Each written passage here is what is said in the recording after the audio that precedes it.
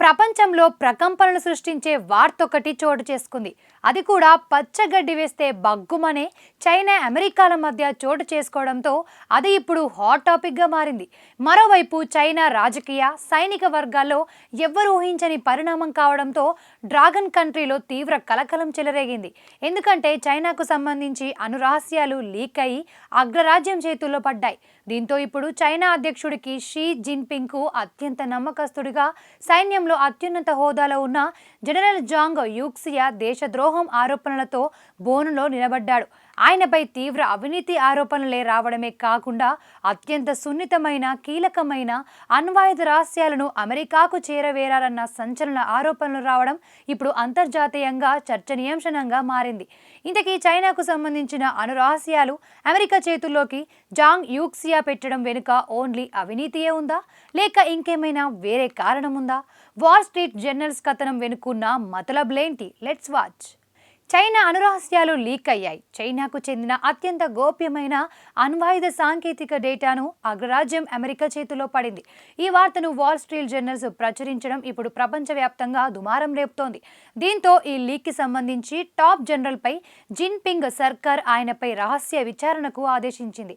దీంతో చైనాకు చెందిన అత్యంత గోప్యమైన అణ్వాయుధ సాంకేతిక డేటాను ఒకప్పుడు అధ్యక్షుడి షీ జిన్పింగ్ కుడి భుజంగా చైనా సైన్యంలో ఎదురులేని శక్తిగా జనరల్ జాంగ్ యూక్సియా అమెరికాకు చేరవేర్చారన్న సంచలన వార్త ప్రపంచవ్యాప్తంగా ప్రకంపనలు సృష్టిస్తోంది.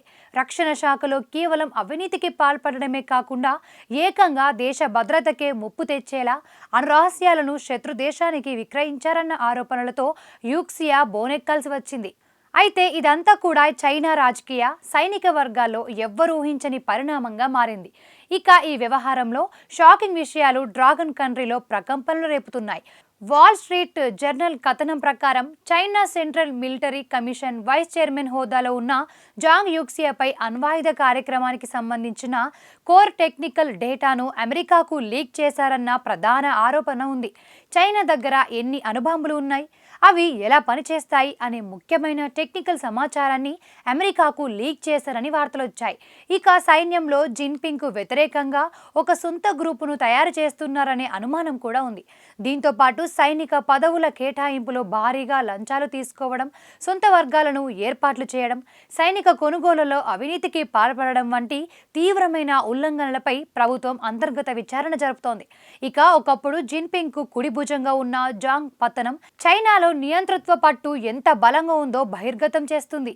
అయితే గత 30 ఏళ్లలో చైనాలో ఇలాంటి సంఘటన చోటు చేసుకోవడం మొదటిసారి. గతంలో జిన్పింగ్ అధికారంలోకి వచ్చాక సైన్యంపై పట్టు పెంచుకోవడానికి చాలా మంది అధికారులను తీసేశారు.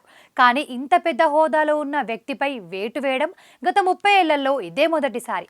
చైనాలో సైనిక తిరుగుబాటు జరిగిందని మొన్నటిదాకా సోషల్ మీడియాలో వచ్చిన పుకార్లకు ఈ విచారణకు ఏదో లింక్ ఉందన్న ప్రచారం జోరుగా సాగుతుంది. మరోవైపు చైనా మిలిటరీలో ఇప్పుడు అసలు ఏం జరుగుతుందో అర్థం కాక ప్రపంచ దేశాలన్నీ ఆశ్చర్యపోతున్నాయి.